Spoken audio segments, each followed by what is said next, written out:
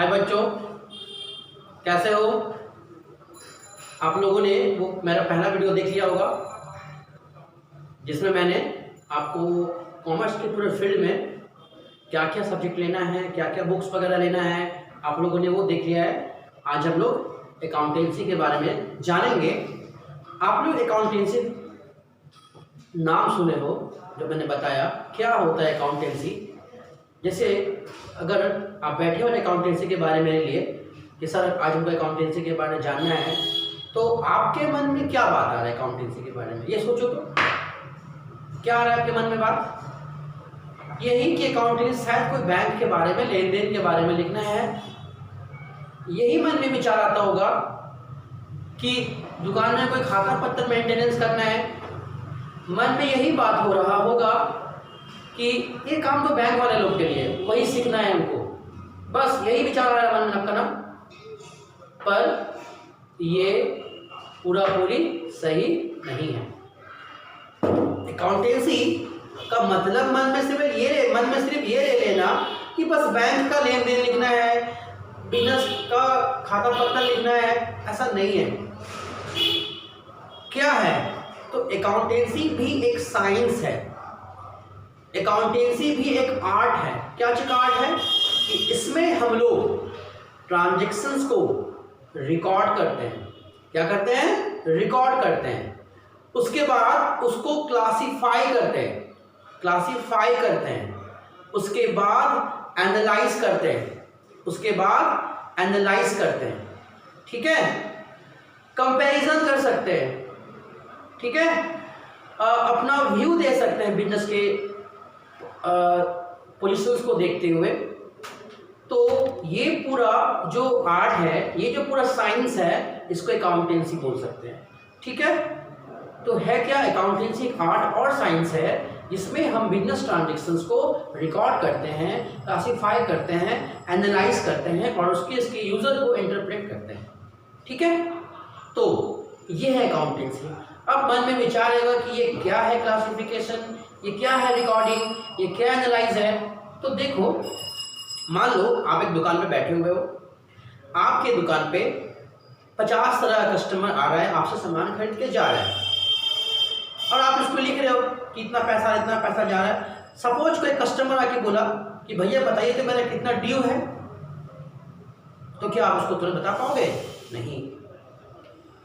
लेकिन अगर आपने अकाउंटेंसी का सहारा लिया होगा तो आप जरूर बता पाओगे, क्योंकि आप सबसे पहले पर डे का जो खर्चा होता है, जो लेन देन होता है, उसको लिखते होगे। अलग अलग कस्टमर का अलग अलग किताब खाता खोलते होगे, उसमें लिखते हो कितना लिया कितना दिया, और वो अलग अलग जो करते हो ना, वो क्लासिफिकेशन होता है। एनालाइज का मतलब क्या है कि आपका किस कस्टमर ने कितना पैसा दे रहा है, कितना पैसा ले रहा है, किसका क्या पोजीशंस है। आप सारे खाते को लेकर आप बोल पाओगे कि आपकी दुकान में इतना एसेट्स है, इतना लायबिलिटीज है, मेरा ये कस्टमर अच्छा है, मेरा वो कस्टमर अच्छा है। आप फ्यूचर प्लानिंग भी कर सकते हो। ये सारी जो चीज़ें हैं ना, वो अकाउंटेंसी कहलाता है, या बोल सकते हैं कि वो सारा जो फील्ड है, वो सारे एरिया अकाउंटेंसी के अंदर आता है, ठीक है। अब ये अकाउंटेंसी है। अब अकाउंटेंसी का एक मैं थ्योरी बना कर दूंगा जिसमें मैं आपको सारी चीज़ बताऊंगा। आज मैं शॉर्टकट में बताना चाहता हूँ, बेसिक कुछ, और इसके अलावा बुक कीपिंग्स के बारे में पढ़ेंगे, अकाउंटिंग के बारे में पढ़ेंगे, बैलेंसिंग के बारे में पढ़ेंगे, बहुत कुछ पढ़ेंगे थ्योरी चैप्टर में। अब मैं थ्योरी नहीं करा रहा हूँ, मैं प्रैक्टिकल सम करवाना है, तो प्रैक्टिकल से रिलेटेड जो अभी थ्योरी है, मैं अभी उसी पे फोकस कर रहा हूँ, ठीक है। अब अकाउंटेंसी पढ़ने से पहले हमें कुछ बेसिक्स जो आइटम्स है उसके बारे में जानना होगा, ठीक है। तो आज का हमारा जो कॉन्सेप्ट है वो है बेसिक कॉन्सेप्ट। किसके लिए? कुछ आइटम्स के लिए। वो आइटम के बारे में हम लोग सुनेंगे और आपको उस आइटम का सिर्फ नाम नहीं जानना है, आपको वो आइटम फील करना है कि वो है क्या, ठीक है। जैसे हम बोलते रसमलाई, तो रसमलाई का मतलब क्या होता है? आपके मुंह पे पानी आ जाता है। ऐसे नहीं आप वर्ड को जानते हो, आप उसको फील करते हो।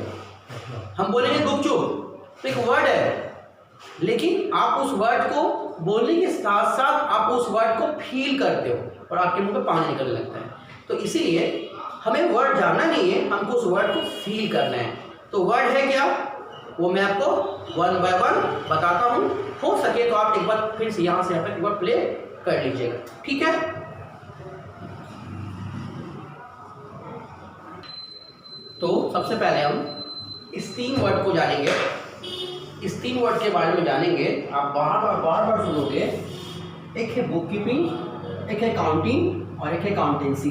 हमें पढ़ना है अकाउंटेंसी, लेकिन ये अकाउंटेंसी एक बहुत बड़ा क्या है, साइंस है, एक सिस्टमेटिक नॉलेज है।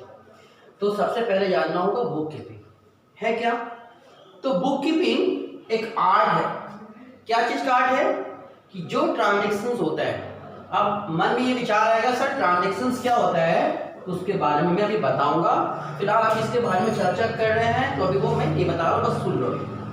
तो बुक कीपिंग एक आर्ट है ट्रांजेक्शन को रिकॉर्ड करने का, और रिकॉर्ड करने के साथ साथ उसको क्लासिफाई करना होता है। किसमें? डिफरेंट लेजर्स में, डिफरेंट लेजर्स में। अब लेजर्स है क्या, तो अलग अलग एक बुक्स होता है। जैसे मान लो कि मैं 10 लोगों से सामान खरीदता हूँ, बेचता हूँ, चल रहा है मेरा लेन देन यानी ट्रांजेक्शन्स। तो हमें क्या करना होता है, उस 10 लोगों का अलग अलग एक बुक बनाना पड़ता है।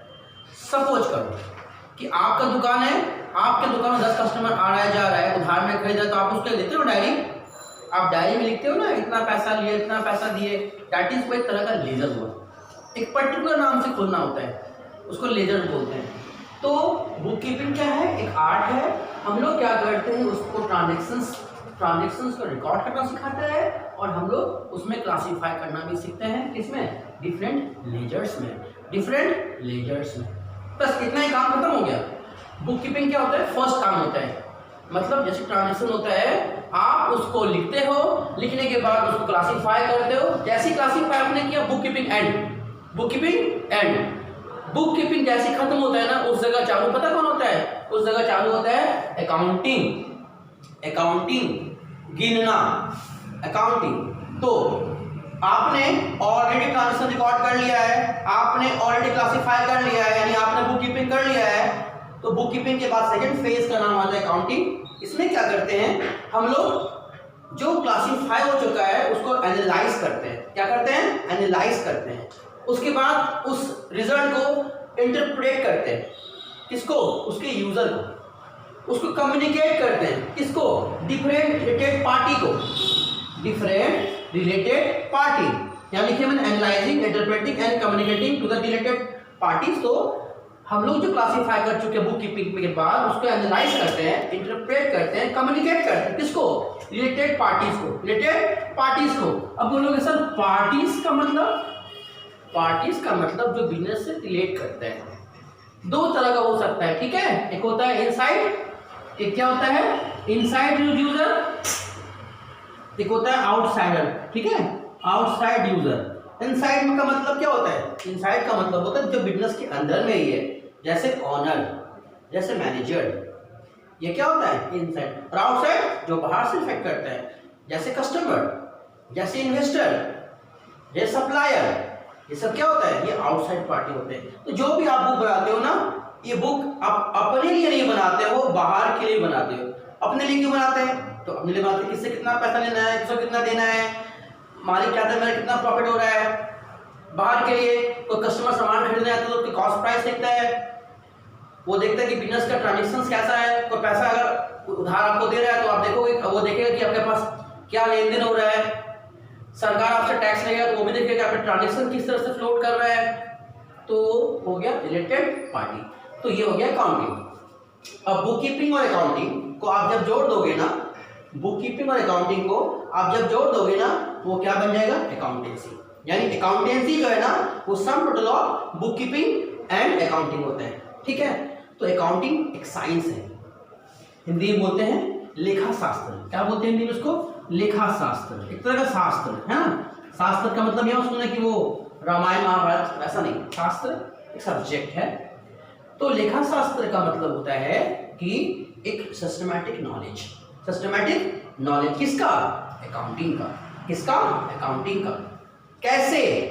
आप जो लिखते हो, जो एनालाइज करते हो, वो आप खुद नहीं करते हो, आपको पहले से कुछ टेक्निक्स दिए हुए हैं, आपको कुछ प्रिंसिपल पहले से प्रोवाइड किया हुआ है। उसको बोलते हैं accounting principle and accounting techniques. हम या आप जब मैं आपको पढ़ाऊंगा कि ये होता है जर्नल, ये होता है लेजर, तो ये मेरा खुद का नहीं है, ये आपको वो अकाउंटिंग प्रिंसिपल प्रोवाइड करेगा, ये आपको टेक्निक्स प्रोवाइड करेगा। तो कहने का मतलब है अकाउंटेंसी क्या है, एक सिस्टमैटिक नॉलेज है जिसमें हम लोग अकाउंटिंग के बारे में सीखते हैं और वो अकाउंटिंग करते हैं हम लोग अकाउंटिंग प्रिंसिपल और अकाउंटिंग टेक्निक्स के हेल्प से। ठीक, तो ये आप 3 आइटम के बारे में जानो। ये आपको सिखाता है ट्रांजेक्शन को लिखना और क्लासीफाई करना, ये सिखाता है एनालाइज, इंटरप्रेट, कम्युनिकेट करना, और ये क्या है, ये दोनों का सम है। ये आपको नॉलेज देता है अकाउंटिंग कैसे करना है और आपको वो अकाउंटिंग करने का जो प्रिंसिपल और जो आपको दिया हुआ टेक्निक्स वो आपको अकाउंटेंसी प्रोवाइड करता है। ठीक है, अब हम लोग जानेंगे ये 4 आइटम के बारे में। ठीक है, जानेंगे हम लोग। पहला है ट्रांजेक्शंस, पहला क्या है ट्रांजेक्शन, दूसरा है इवेंट, तीसरा है अकाउंट और चौथा है आपका वाउचर। ठीक है, जानना है आपको ट्रांजेक्शंस किसको बोलते हैं। ट्रांजेक्शंस बोलते हैं एक ऐसा प्रोसेस जिसमें 2 पार्टी के बीच में लेन देन हो, 2 पार्टी के बीच में कुछ कनेक्शन हो और उनका फाइनेंशियल पोजीशन बदल जाए, उनका फाइनेंशियल पोजीशन बदल जाए। तो ट्रांजेक्शंस एक ऐसा इकोनॉमिक एक्टिविटी है, क्यों बोले इकोनॉमिक, क्योंकि उसको मनी फॉर्म में कन्वर्ट कर सके, इसीलिए मैंने कहा इकोनॉमिक। ऐसे छोड़ दो तो वो activities that can final question, लेकिन मनी फॉर्मेट में होना कंपलसरी है। तो ट्रांजेक्शन बोलेंगे ऐसा इकोनॉमिक एक्टिविटीज जिससे आपका या बिजनेस का या किसी का भी फाइनेंशियल पोजीशन बदल जाना चाहिए। फॉर एग्जांपल, अगर आपने 1000 रुपया किसी को उधार दे दिया तो क्या होगा, आपके पास 1000 रुपया का घट जाएगा पॉकेट में आपका, और जिसको आपने दिया उसके घर पे क्या होगा, बढ़ जाएगा। तो ये क्या है, एक फाइनेंशियल एक्टिविटीज है, ये इकोनॉमिक एक्टिविटीज है और ये ट्रांजेक्शन है, ये ट्रांजेक्शन है। तो जब 2 लोगों के बीच में कुछ मनी फॉर्मेट का लेन देन एक्सचेंज हो जाए और उससे उसका फाइनेंशियल पोजीशन बदलता है तो उसको मैं बोलूँगा ट्रांजेक्शन। ठीक है, क्या है, it is a economic activity that changes financial position. बात समझ में आया? ठीक है, नेक्स्ट है इवेंट। इवेंट क्या होता है, कॉन्सिक्वेंस होता है किसका, ट्रांजेक्शंस का। कुछ ऐसा ट्रांजेक्शन हो गया जिसका इफेक्ट पड़ता है ना, उसको बोलते हैं हम लोग इवेंट।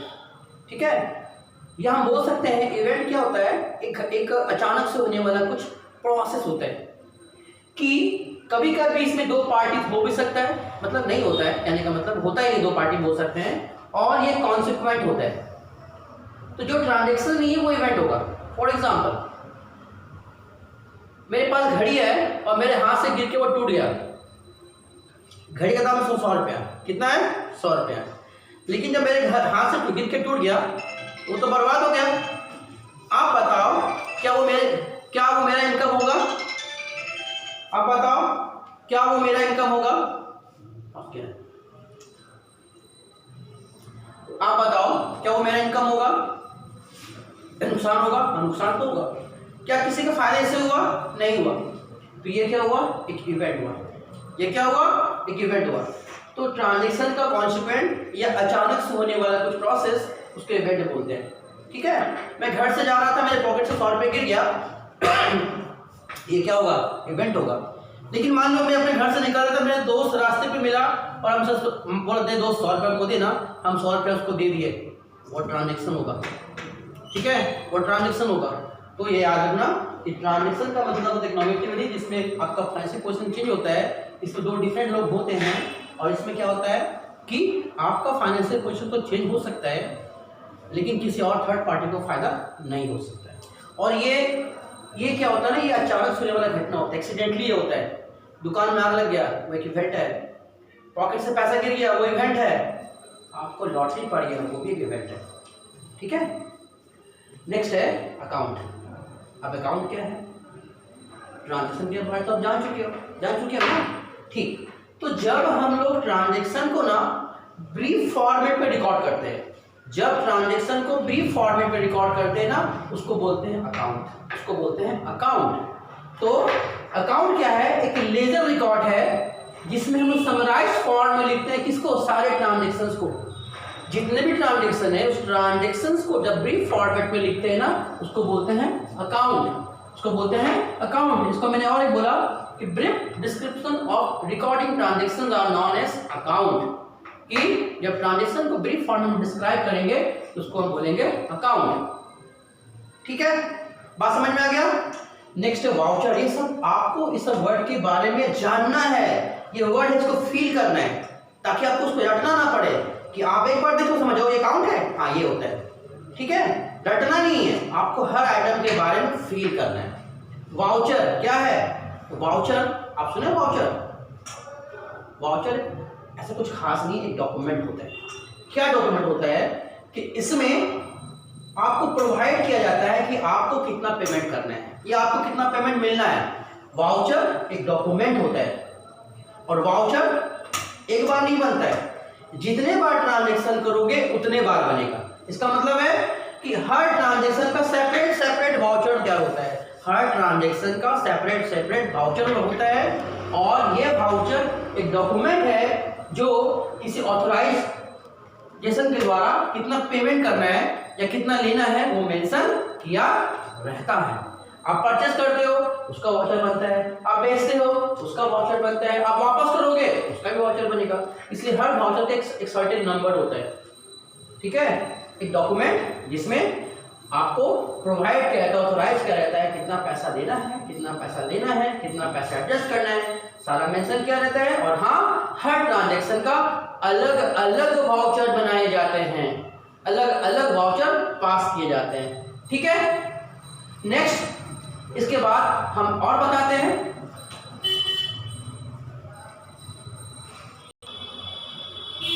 नेक्स्ट हम लोग पढ़ेंगे capital, drawing, assets and liabilities. क्या होता है कैपिटल? कैपिटल का मतलब होता है कि एक बिजनेसमैन या ऑनर या प्रोप्राइटर अपने बिजनेस में जो भी लगाता है, चाहे लोन लेकर चाहे अपने घर से, उसको बोलेंगे कैपिटल। हम लोगों के मन में ये धारणा है कि कैपिटल का मतलब होता है घर से पैसा लगाना, पर आप ये बात मन में मत बिठाना कि घर से क्या पैसा ही लगा सकते हैं। नहीं, आप अपने घर से जो भी चीज़ लगाओगे या उधार लेके जो भी अपने बिजनेस में इन्वेस्ट करोगे वो पैसा भी हो सकता है, कुछ सामान भी हो सकता है। सपोज करो मैं एक टेलरिंग शॉप खोलता हूँ और मैंने घर से 2 सिलाई मशीन ला के दुकान में लगा दिया, तो वो 2 सिलाई मशीन ना कैपिटल होगा। क्या होगा, वो 2 सिलाई मशीन का वैल्यू जो होगा ना वो कैपिटल होगा। ठीक है, तो कोई भी जो आदमी है, ऑनर है, वो जितना भी अमाउंट इन्वेस्ट करता है अपने बिजनेस में उसको बोलता हूँ कैपिटल। इसका ठीक उल्टा कि जब अपने खर्च के लिए हम जब अमाउंट बिजनेस से लेते हैं उसको बोलते हैं, अपने यूज के लिए लेते हैं बिजनेस से, उसको बोलते हैं ड्राइंग। जैसे मान लो कि मुझे अपना लाइफ इंश्योरेंस का पेमेंट करना है, लाइफ इंश्योरेंस किसका, मेरा खुद का होता है, अगर वो पैसे मैं दुकान से ले जाऊंगा वो ड्राइंग्स होगा। मेरे घर में 2 नौकर काम करते हैं, उनका मैं सैलरी देना चाहूँगा तो वो भी क्या होगा, वो भी आपका ड्राइंग होगा। ठीक है, अपनी बेटी की शादी के लिए गिफ्ट खरीदना है वो भी एक दुकान से लेता हूँ तो वो भी क्या होगा, ड्राइंग होगा। ठीक है, तो अपने पर्सनल खर्च के लिए जो भी पैसा हम बिजनेस से लेते हैं वो ड्राइंग होता है। आप एक कप चाय पीने के लिए पैसा अगर दुकान से लेते हो तो वो भी ड्राइंग होता है। ठीक है, अपने पर्सनल खर्च के लिए जो भी पैसा हम लिख लेंगे बिजनेस से उसको बोलेंगे ड्राइंग। यानी कैपिटल का मतलब होता है दुकान में बिजनेस में लगाना, और ड्राइंग का मतलब होता है निकाल लेना। ठीक है, नेक्स्ट है एसेट्स। एसेट्स का मतलब होता है पोजीशंस, किसी चीज का पोजीशन, कोई प्रॉपर्टी। प्रॉपर्टी का मतलब क्या होता है कि आपने आज तो ले लिया, उसका रिटर्न आपको बहुत दिन तक मिलने वाला है, उसका रिटर्न बहुत दिन तक मिलने वाला है। आपने एक बेंच खरीदा तो वो बेंच के आज खत्म हो जाएगा नहीं, आप बहुत दिन यूज करोगे उसको। ठीक है, सपोज करो कि 10 रुपया आपके पास है, आप गया दुकान में और दो सिंघाड़ा करके खा लिया। ठीक है, और तुम्हारे बगल में एक सहेली थी, उसने ईयररिंग खरीद लिया, तो वो ईयररिंग वो बहुत दिन पहनेगा, वो क्या होगा, एसेट्स होगा। और आपने जो खर्च किया वो क्या होगा, वो आपका वो आपका खर्च होगा। एक्सपेंसेस होगा, वो एसेट नहीं होगा। एसेट का मतलब है कि आपने एक बार तो परचेस कर लिया और वो आपको बहुत दिन तक आपको यूज करने वाले हैं, बहुत दिन तक को रिटर्न देने वाला है, ठीक है। नेक्स्ट है लायबिलिटी। लायबिलिटी का मतलब होता है क्या कि ऐसा अमाउंट जिस अमाउंट को बिजनेस एंटिटी को किसी को पेमेंट करना होता है। किसको पेमेंट करना होता है? या तो आउटसाइड या तो इनसाइड। अब सोचोगे सर इनसाइड आउटसाइड का ये क्या माजरा है? लायबिलिटी का मतलब होता है फ्यूचर पेमेंट। किसको? इनसाइड मतलब अपने आप को या बाहर के लोगों को। जैसे कि मैं खुद बिजनेस में लोन देता हूं, मैं अपने बिजनेस को खुद लोन देता हूं, तो अगर वहां से इंटरेस्ट मुझको खुद को मिलेगा ना, वो हमारा क्या होगा? लायबिलिटी होगा, इनसाइड लायबिलिटी होगा। और अगर बाहर से किसी से लोन लिए हैं, उसको मैं इंटरेस्ट उसका बाकी बकाया है उसको देना होगा, तो वो आउटसाइड होगा, ठीक है। Interest on loan, interest on capital. Loan अगर खुद का है, कैपिटल अगर खुद का है, मतलब लगाते हैं, तो उस पर अगर इंटरेस्ट का अगर पेमेंट बाकी रह गया तो वो क्या होगा? इनसाइड का होगा, और आउटसाइड बाहर के लोग के लिए होगा। तो लायबिलिटी का मतलब होता है एक पेमेंट जो आपको पेमेंट किए नहीं, आप करने वाले हो, ठीक है, उसको मैं बोलूंगा लायबिलिटी। तो आशा करते हैं कि आपको ये 4 टॉपिक समझ में आ गया होगा, ठीक है। ये है कैपिटल जो खुद लगाते हैं, ये है ड्राइंग जो निकालते हैं, ये पोजेस करते हो, इससे आप फ्यूचर में यूज करते हो।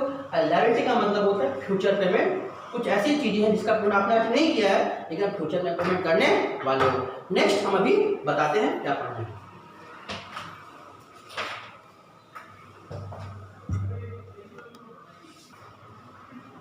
नेक्स्ट के लिए क्योंकि वीडियो लेकर लेंथ बढ़ रहा था, 21 क्रॉस हो गया है, तो मैं आप इसको बाकी जो है वो नेक्स्ट वीडियो में आपको प्रोवाइड करूंगा। आप यहाँ तक सुनिएगा।